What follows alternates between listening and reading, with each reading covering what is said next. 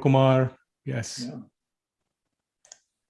Okay, Gail, do you want to start us off with one of your perceptive questions? I just did. Yeah, No, it's but that- Gail, it's 1 to 18. 1 to 18. 1 Gail. to 18. Thank Yeah. you so much, Prabhu. Okay. 1 to 18. And Venkatabhata Prabhu asked a question yesterday in regards to the birth, how much the effect of a particular birth affects one's devotion. And the answer was given that ultimately birth doesn't matter. What matters is the quality. And then there were further discussion about how it doesn't really matter whether you got your qualifications by your birth, which is possible. Birth is a big factor, or you develop them by spiritual practice and by regularly attending classes on Srimad Bhagavatam, which we just heard about. That's a way of eradicating everything that is troublesome to the heart and establishing Krishna in one's heart. So whether that is coming from birth or coming from your spiritual practice, daily sadhana, if the qualities are there, then one must be regarded as such, a brahmana, kshatriya, and so forth. So I just wanted to, start the discussion by that. Athena had a quick question. Go ahead, Athena. Hare Krishna, Dantavats. In relation to that, I loved the example that was brought up of Haridas Thakur and the backstory, how he was an orphan child from a Brahmana family. I don't know if anyone wants to share that. I guess one of my key questions is, I'm thinking practically, how is that possible that someone would actually know that that's truth? I mean, this is so long ago. There's no such thing as like DNA testing. And if he was orphaned, I mean, how would the parents even know that Haridas Thakur was their child to claim that that was my child? And the Muslim family probably doesn't know the origins. So from a practical perspective, it sounds like it could have been maybe some Brahmana family somehow trying to underscore the fact that he was brought up in a very, perhaps religious family, but happened to be Muslim. So I'm curious if someone could maybe give some more light on that backstory and even comment on something a little more practical to even truly confirm that this is true. Thank you. Yeah, so thank you, Athena. Venkata Bhatta had asked that. So I'd never heard that backstory myself. I've only heard what Chaitanya Charitamrita and Chaitanya Bhagavat talk about. And Sri Prahlad Prabhu, he acknowledged that because, see, in India, there is a lot of folklore that happens and a lot of stories that get handed down from generation to generation. Sometimes they might get expanded or twisted in the retelling over hundreds of years, which is the reason why Sri Prahlad Prabhu said that ultimately we regard what's given in our authorized shastras coming down from the acharyas. And he did quote, Sri Prahlad Prabhu did quote from Chaitanya Charitamrita that something to the effect, and I paraphrase, these are not his exact words, that Haridas Thakur was the Namacharya, named the Namacharya by Lord Chaitanya, despite having been born in a non-Vedic tradition. So I don't know, Venkata Bhatta Prabhu, if you're in a position to, because I know you're running around to get ready for work and so on. So I don't know if you're in a position to comment, or anyone else for that matter. Yeah, I mean, I appreciate the question, and I myself have a lot of questions around it, and I wish I had a more definite source for it. It definitely is something that, as Sri Prahlad Prabhu pointed out yesterday with his example from Manipur, I think it's become part of the surrounding tradition with Haridas Thakur.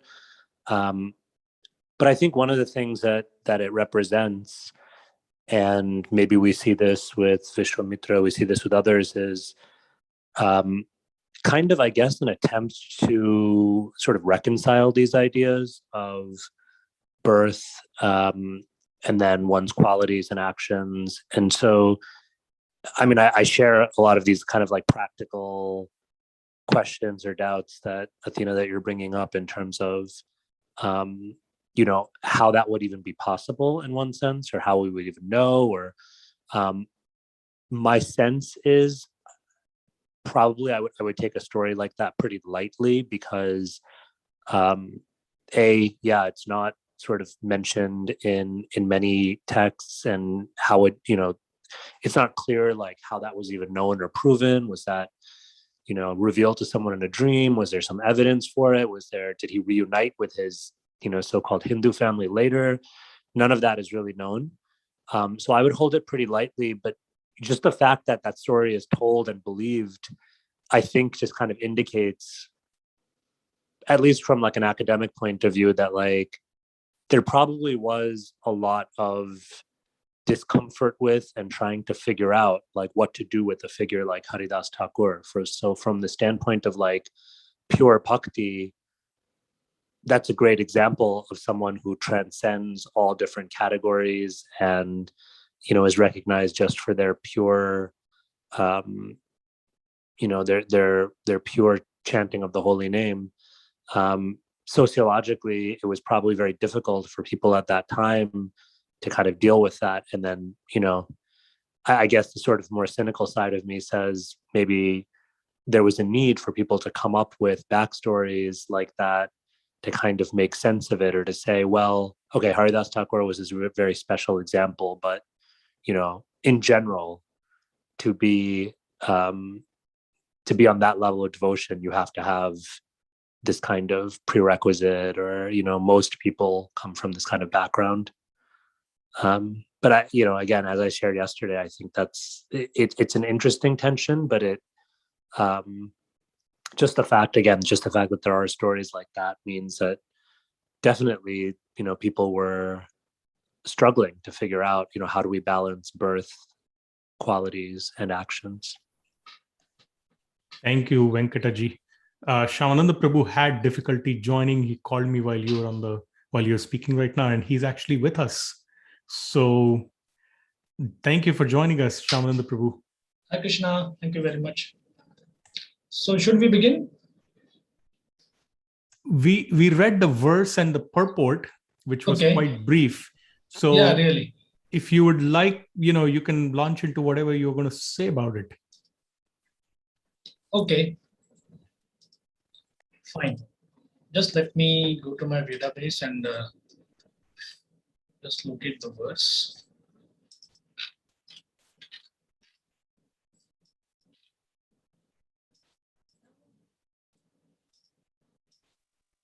While Shyamananda Prabhu is looking at the verse, it says in the Shastra that Haridas Thakur was Lord Brahma. So that's his backstory goes even further than being a Brahman, an orphan Brahmana. He's Lord Brahma himself. And Bhaktivinoda Thakur, I just looked that up quickly on the internet. I cheated. Bhaktivinoda Thakur writes in one of his books that after this Brahma Vimohana Lila, when Brahma was trying to test Krishna and experience Krishna's opulence, he fell at Krishna's feet begging forgiveness for his offense, for not taking Krishna seriously. And and Krishna mercifully allowed him to appear within in Kali Yuga as Lord Chaitanya, as an associate of Lord Chaitanya, and he granted Brahma this birth in an apparently low birth situation of Muslim, you know, worshippers. And there is also one source that is in that same article in Iskand Desire Tree that says that Haridas Thakur was a combined incarnation of Brahma, Lord Brahma, and Prahlad Maharaj. I read. So his backstory is very interesting. And Shyamananda Prabhu is most welcome to comment on this. Oh, should I comment on this topic first, or let me do justice to the verse first. I had some points, very brief points, and so Hare Krishna. Thank you all once again for having me on board. It's always a joy to serve all the devotees of Shri Radha Muralidhar, and Gaurachandra. So I just, while I was preparing for this verse, that is 9:16-29, Vishwamitrasya Chaivasan Putra Ekashtam Nripa Madhyamastu Madhu Chandas Evate. Okay, Parishit, Vishwamitra had 101 sons, of whom the middle one was known as Madhu Chanda. In relation to him, all the other sons were celebrated as Madhu Chandas. And we just have a very brief purport by Vishwanath Shaktipad. Srila Prabhupada just quotes him from his commentary that Vishwamitra had 101 sons, 50 were older than Madhu Chanda and 50 younger. Now, it's very curious, at least I found it curious, that the 9th canto, if you see the chapters, they are connected with Lord Parshuram destroying the world's ruling class. Half of it almost is about Parshuram, and then the rest of it is about Vishwamitra. And what could be relevant from yours and my life today, 21st century Kali Yuga, trying to become Krishna conscious, is a Brahmana took the role of a Kshatriya in chastising. Now, in our ISKCON lingo, we use chastising in a fairly umbrella kind of a manner. It's a catch-all phrase. You verbally chastise somebody, or you discipline someone. If you read Parshuram's chastisement, he was killing people with the speed of the mind, and when he got a bit tired, he slowed down to the speed of the wind. Now, of course, we do have descriptions of very gory descriptions of killing, slaughtering. Why should Bhagavatam tell that? Isn't the world having enough of this? So in one of my discussions, someone much senior said that, well, first of all, when Krishna does something, there is a angle of Krishna also saving that person. So that is there. Secondly, violence is very much a part of material life. We can't just wish it away. And that means sometimes it is necessary. But how, when, how much? These are the important questions. One point which it had troubled me much many years ago in my first readings of the Bhagavad Gita is that why can't we just do away with violence? And then the answer was given that just like a tumor needs to be taken out, it has to be violently taken out from the body. So in the context of the Bhagavad Gita, Duryodhan, Shakuni, Karna, Dushasan, these are some of the characters of Mahabharata. They were like the tumor.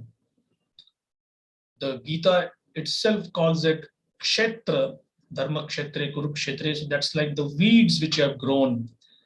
And like an expert farmer, Krishna is going to remove those weeds, and he's going to use Arjuna as an instrument. So these are some of the points about the position of violence vis-a-vis this material world. Parshuram taking this role is a very unusual thing, highly unusual thing, and therefore he is mentioned, is glorified in the Dashavatara prayers, that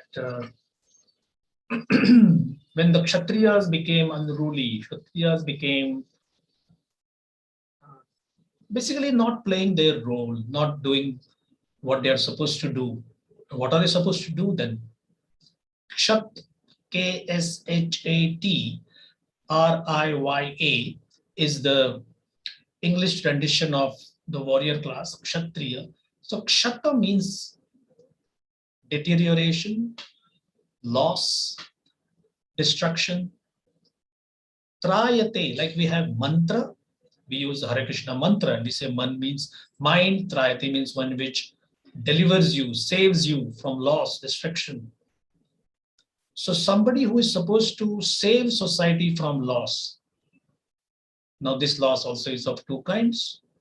Material loss, you lost your property, you lost your possessions, you lost your riches to some thieves or whatever. This person or this class of people are supposed to save you. And that's why they are called Kshatriyas.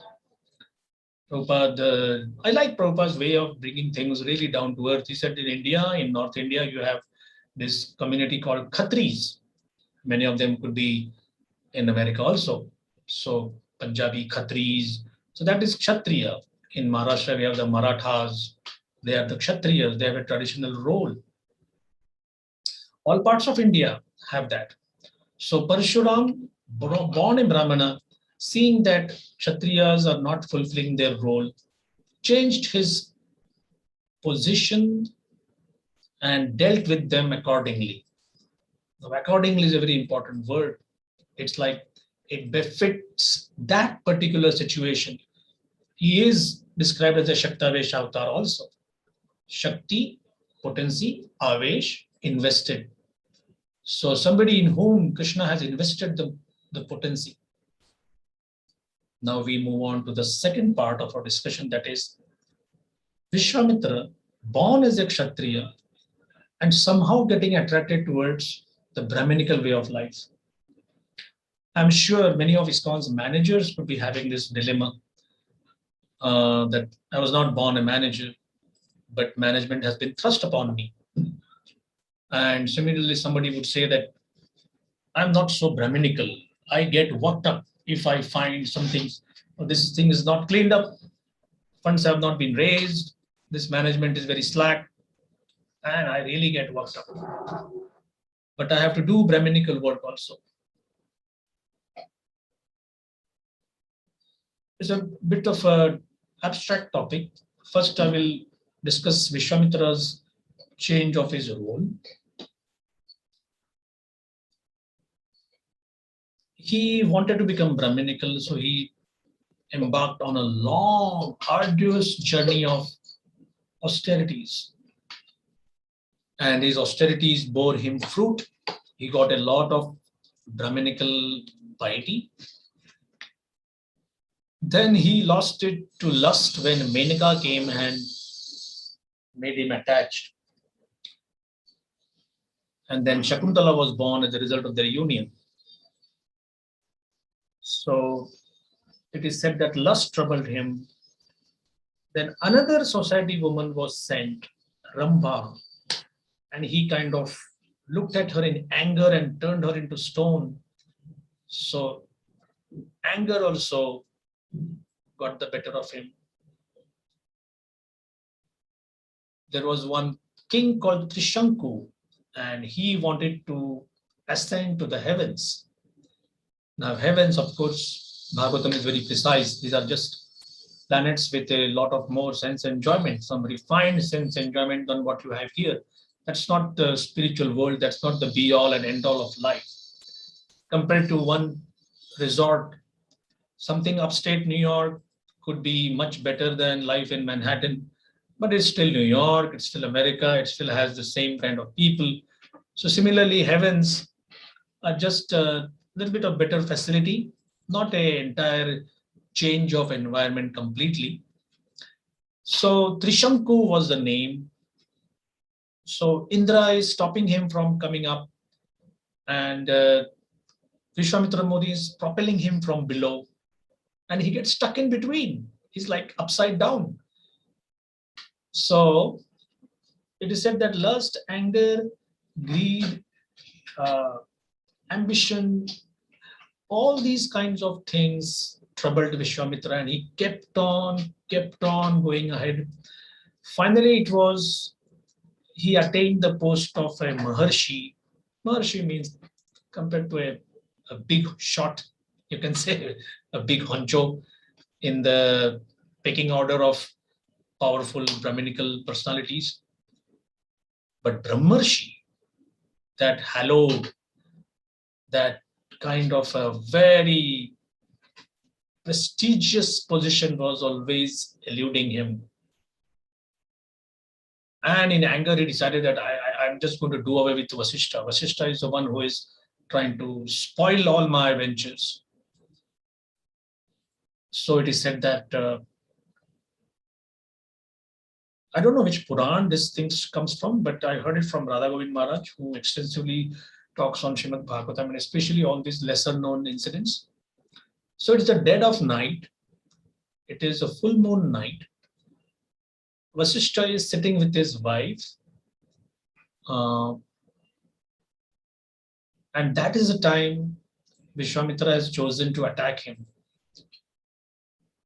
Now, this is how it is described, that these are the kind of very private moments between spouses.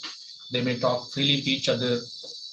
They may either exchange views about themselves or about the surroundings. And as Vishwamitra came closer, he could clearly hear Vasishtha saying that, I'm simply amazed at this Vishwamitra Muni's perseverance and his diligence and his tenacity, his stamina. I really feel that he should be given the post. He deserves it. I'm just all appreciation for his wonderful qualities as a sage. And Vishwamitra completely is astounded that this is the time that a couple may just share so many, they have all the world's topics to talk about. And here he's talking about his adversary. And the last lesson for him was wishing well for your adversary. Your heart is so pristine clear that you're not just a well-wisher of all in a very superficial sense. So it's like a hard rock surface being attacked by torrential monsoon rains. Now, monsoon rains and streets being flooded is something which people in Mumbai, we see every year. But you in Manhattan, you got a taste of it a few months ago. What it means to see streets flooded, subway stations flooded. So it is described in Sanskrit poetry that when a mountain surface is splashed like that, after the downpour is over, that mountain face looks very clean. So that was the experience of Vishwamitra Muni. Tears flowing down his cheeks, he surrendered at the lotus feet of Vasishtha Muni. Vasishtha could see that this is certainly a complete change of heart. He embraced him and he said, you deserve the post of a Brahmarishi. Final point. So change in service, change in position. So excuse me. Sometimes we feel that, oh, I was born like that. Certainly, we are born with certain skills or the absence of certain skills. And there is a gray area in between where, oh, I didn't know that I was a painter, but after coming to ISKCON, I started experimenting and now I can do reasonably good painting or deity worship or writing articles or speaking. So there is something which we knew we have or we had, something which we don't know and we discovered, and a gray area where we kind of practice, and we can come to some reasonable standard of proficiency. I see sometimes devotees struggling with identity, including myself, and we always feel that I wish I could be doing this person's service or I could be doing her service. And then we say, look, Vishwamitra changed, Parshuram also changed. But before we hastily say that, oh, the Bhagavatam kind of endorses, if you don't like something, change. But these personalities also exercise so many other sterling qualities. And because there were success stories, they are mentioned here. The path of spiritual history could be littered with thousands, if not millions, of examples of people who tried to do something else, failed in that, and decided that, oh, this thing is not even worth trying. A very humorous folk tale from India kind of inspires me. Of course, biologically, it could be disputed. I don't think it is true. But it is said that vultures used to sing very nicely. Not gloriously, but nicely. And the king of vultures kind of liked how the cuckoo sang. So he told his subjects, from tomorrow, we will all start practicing like the cuckoo, how she sings. And because it was the king's whim and fancy, everybody took to that. And it was found out that in no time, they lost their original nice voice and they couldn't sing like cuckoos. So what vultures sound today is because of that trying to change and imitate. So imitation is bad. Emulation is good. In Sanskrit, we say not anukaran, but anusaran. So there is a lot to be learned from both Parshuram as well as Vishwamitra. And that's why, like this chapter is having this evenly distributed narrations of both these great souls. Parshuram, a Kshatravesh avatar, and Vishwamitra Muni, a great Brahmarshi. So these are some points I would like to leave you with. Any comments, corrections, welcome.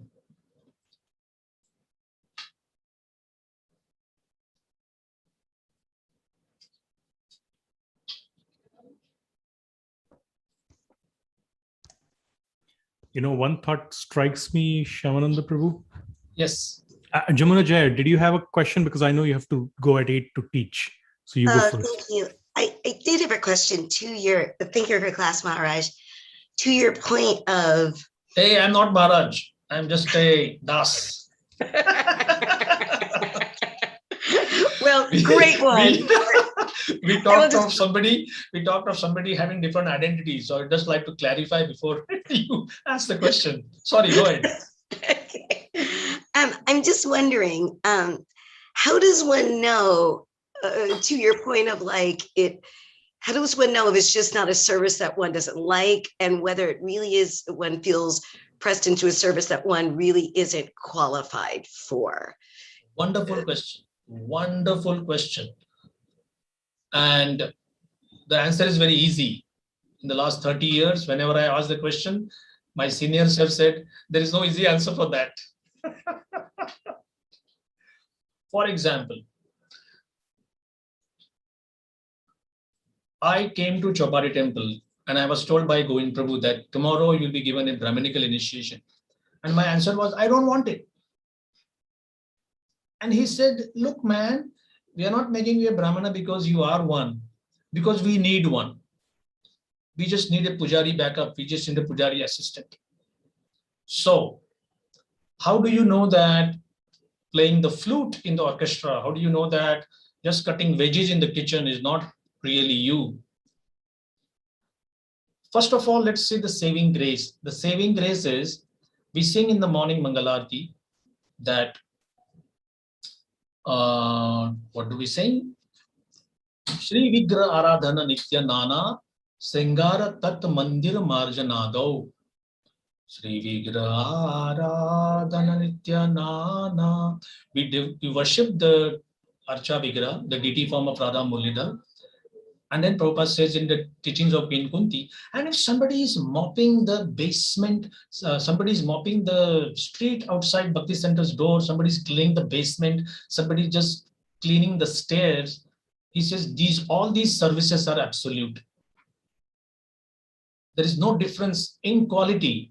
In Krishna's reciprocation, when he sees somebody offering puja, somebody is giving a class, somebody is raising funds, and somebody is mopping and cleaning. So service-wise, you get the service points. Don't worry about that. But then comes the question of, well, my Lord, I would really like to serve you in this particular way. Prabhupada said, it's like a father being told by his son, Dad, I would like to give you a foot massage. And then he says, all right. And he's giving you a foot massage. And then he says, can I work on your shoulders? And the father says, no, I kind of like it. Keep on doing.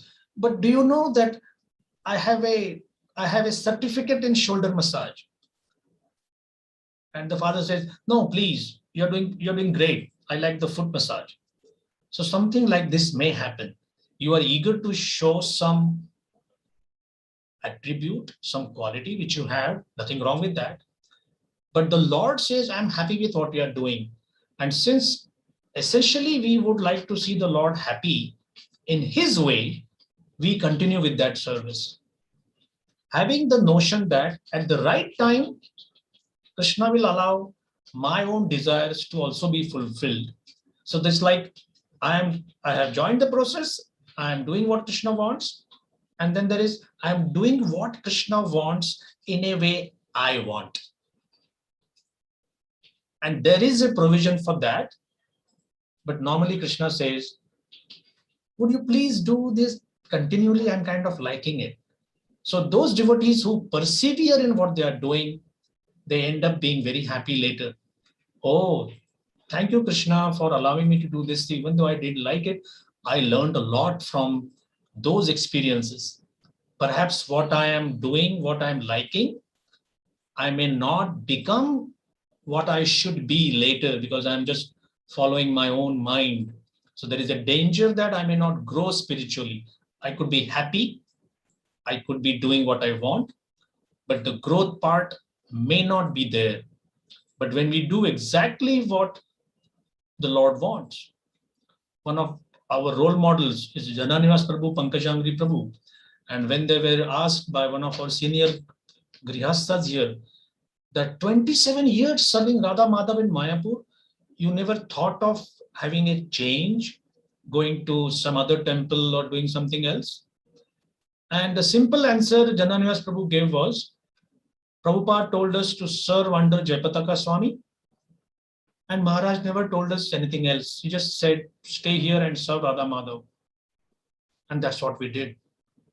Not 1 to 5 years, not 10, 12 years, 27 years without a gap. I think in the third decade of their service, they went out somewhere, that too for the glorification of the Temple of Vedic Planetarium, taking Lord Nityananda's wooden sandals. Does it help? Yes, thank you very much. Beautiful answer. Thank you so much. You're welcome. You're welcome. Athena, you have a question? Hare Krishna, Shyamanada Prabhu, Dandavat Hare Krishna, so nice to see you back on the channel. I've been eagerly waiting to have you back. Thank you. I was wondering if you could actually at least explain to me and perhaps others have a similar question. Just the difference between a direct direct Shaktivesha avatar and indirect Shaktivesha avatar. This was a concept that was described by Ganesham Prabhu, and within the direct examples were Lord Buddha, Lord Kapila Dev, Rishabha Dev, and then the indirect Parshuram, maybe Jesus Christ and Prophet Muhammad. I'm sorry, not Lord Brahma. So it seems to be a difference that the indirect is one where they're given one specific empowerment, and then the direct being like a full absorption in God, that so much that I guess God is nearly present, that it's almost like the Lord himself.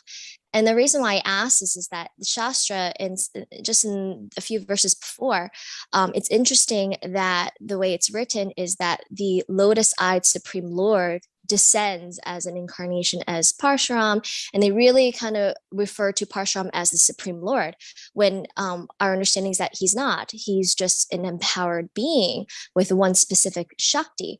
And then next, when we look at, it's interesting, I was just even thinking, in one sense, what is the difference between a direct direct Shakti-Vaisha avatar, and even in one sense, a pure devotee, because Lord Kapila is listed as one of the 12 Mahajans, which we say is the Lord himself, but he's a Mahajan. But when one is so pure, one's will is really no different than the Lord himself, the Lord's will. And Lord Kapila Deva is still Jiva Tattva. So in one sense, you would think the actions, the speech, everything, the effect is almost exactly the same. And similar with Shakti Vaisha Avatar, because to have that, to be one must, I assume for the most part, have to be a pure devotee. So truly, what is the difference? I know I threw a lot out there. Please let me know if I need to repeat anything. Thank you so much. Well, seems to be the difference is just technical. And how I have kind of convinced myself or comforted myself is, first of all, the potency is like electricity. And then you have these different bulbs of different luminosity. So some bulbs have more, some have less. But ultimately, the potency, the electricity is coming from the main power source, Krishnastu Bhagavan Swayam. Krishna may choose how much is he revealing his power through a particular person. For example, even in the avatars we have, now this is a very sweet little thing drawn out by our acharyas, that Kurma avatar, the Lord is a tortoise, no parents, no talking, not much talking. Or Matsya avatar, again, no parentage. Narsimha avatar, sort of talking, dialogue, but not much of other interaction. Again, no parents. Finally, we have Vaman Dev, where we have Aditi and Kashyapa as the parents. So many years ago, Gaur Govind Maharaj gave a nice class. It was made into a BTG article. You can even check it out. The greed of the Lord. So how can the Lord be greedy? So that greed is for more and more interaction. So calling somebody direct and somebody indirect is just a technical way of understanding the various contributions of various personalities. There is no question of lesser or more. As you know, you also said that even Prabhupada, there is a beautiful verse, Krishna Shakti Vina Nahi Tara Pravartana, Chaitanya Charitamrita. And Prabhupada almost entirely alludes to himself. He's admonishing those who are doubting, saying that you should have your eyes open and see who is spreading the Sankirtan movement and Hare Krishna mantra all over the world. That person has to have the potency of the Lord. That's like a Shakti Avesh, invested potency. So, to give a very mundane example, if a government sends a thin-looking, skinny kind of a lawyer to take over some property which is disputed and the government needs to take over, and if the person there who is not happy with that, he cannot say that, oh, this guy is so skinny with one leg, I can handle him. No, you don't look at the person how he looks externally. The paper in his hand says power of attorney, the state government of New York State, or it's the government of India or American government. So then you know that the whole government power is behind that. That's how we see these incarnations. Thank you so much. Hare Krishna. Hare Krishna. Thank you, Shyamananda Prabhu. So I had a question, and when we hear the Vishwamitra story of how he was so exalted, both from parentage as well as his own efforts and determination to better himself, and how he kept getting waylaid by lust and anger.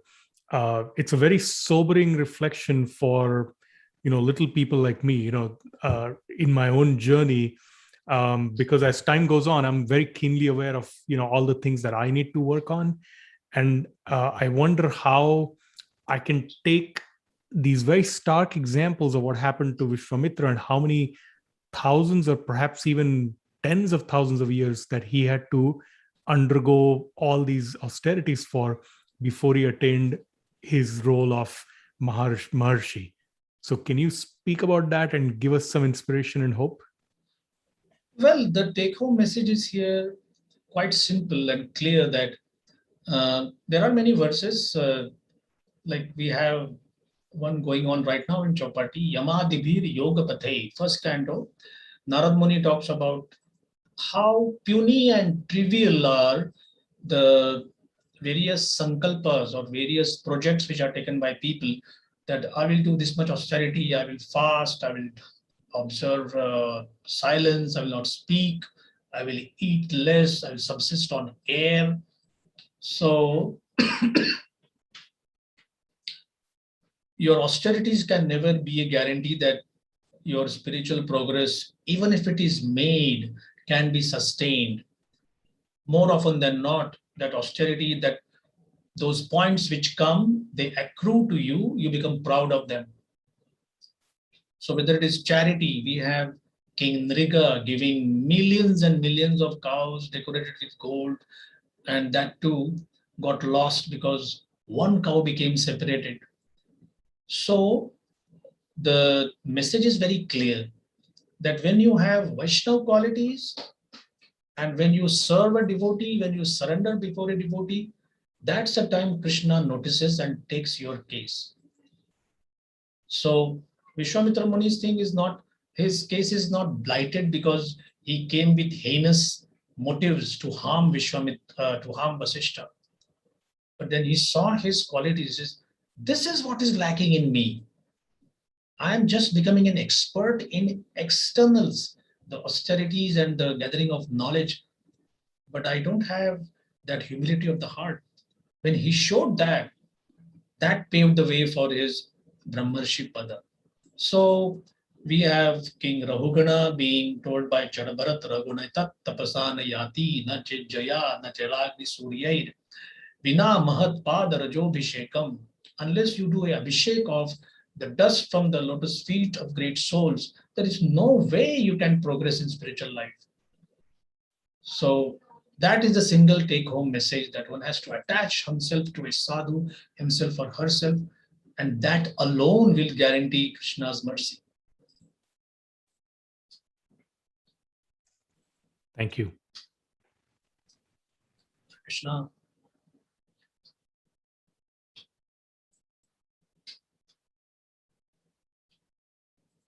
Venkata Bhatta Prabhu, are you there? Would like to give some comments? I would like to hear for my edification. Hare Krishna, I'm enjoying this so much.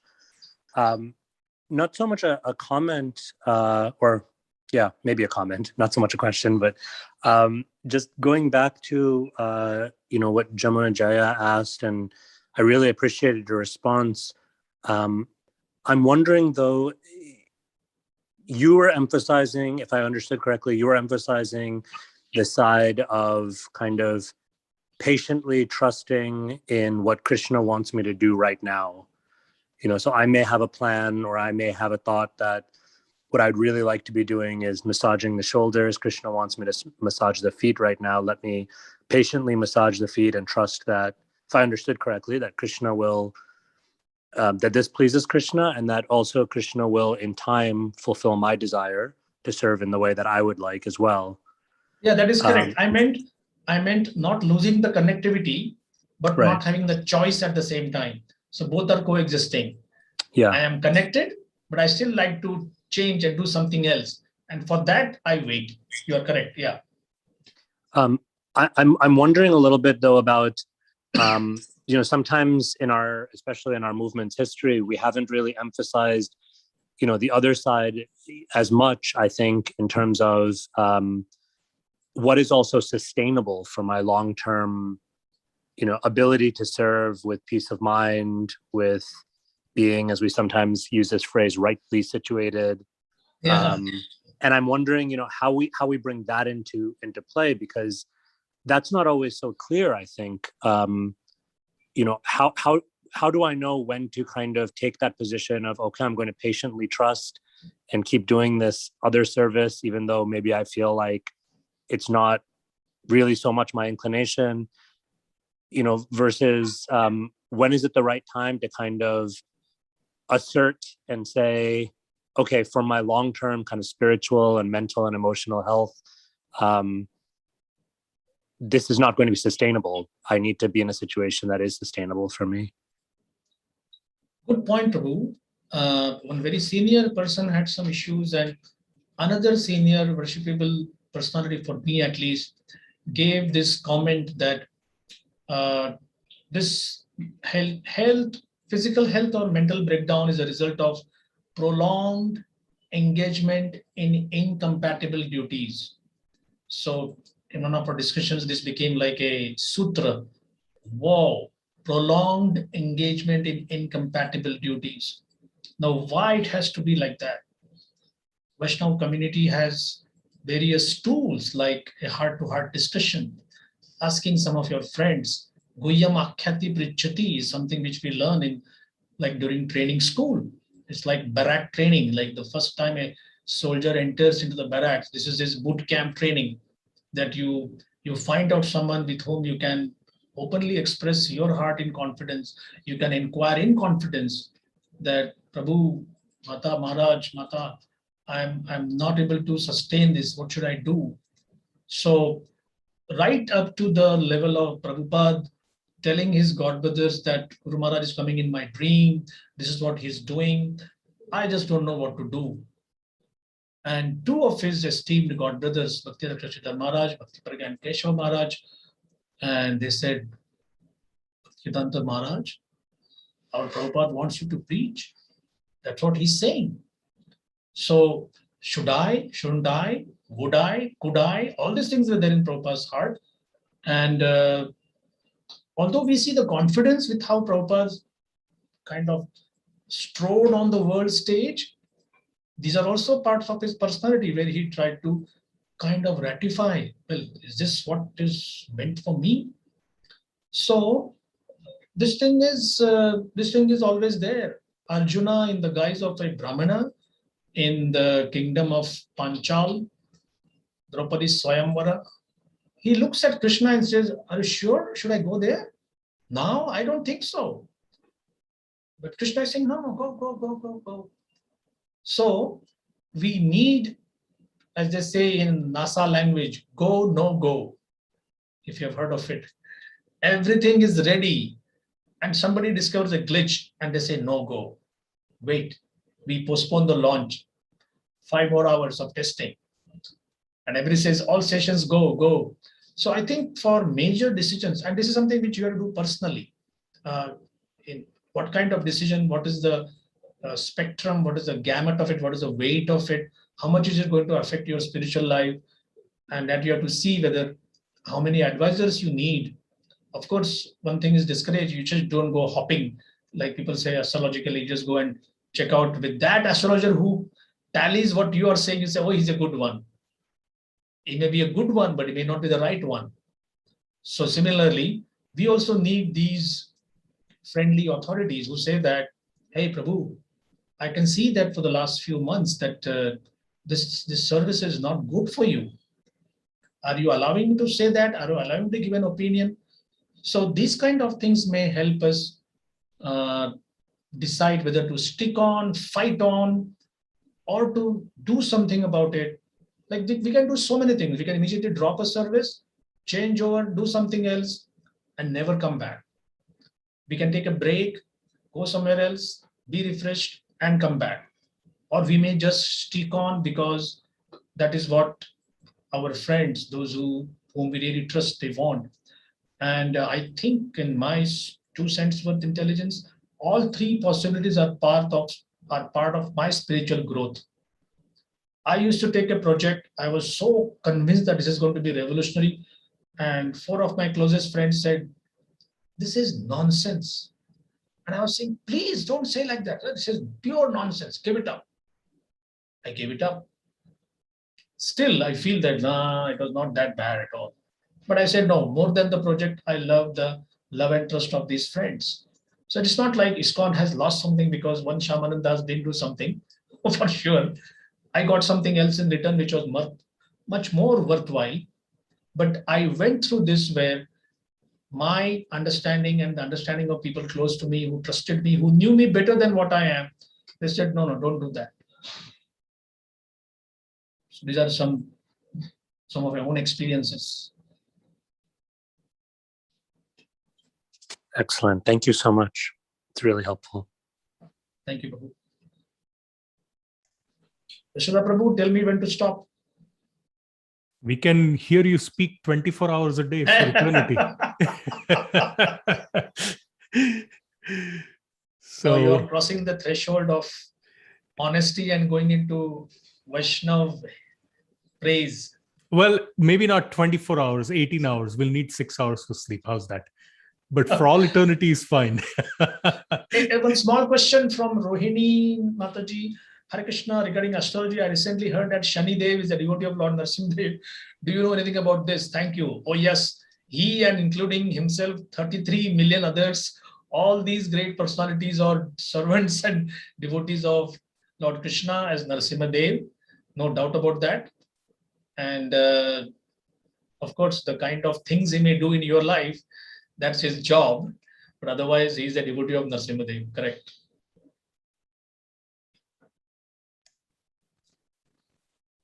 Thank you. If no other questions, I think we can call it a day. Thank you, Shyamananda Prabhu. We are waiting for the day when you can start traveling again and come back to the Bhakti Center, because this is your second home. And sure. We miss you very much. Thank you. Wish you all a great day. Srila Prabhupada ki jai. Vancha kripa sindhu bevacha patitanam pavanebhyo Vaishnavabhyo namo namaha. Grantaraj Bhagavad Mahapuran ki jai. Shri Radha Muralidhar ki jai. Shri Gaurchandra ki jai. Srila Prabhupada ki jai. Shyamananda Prabhu ki jai. Hare Krishna.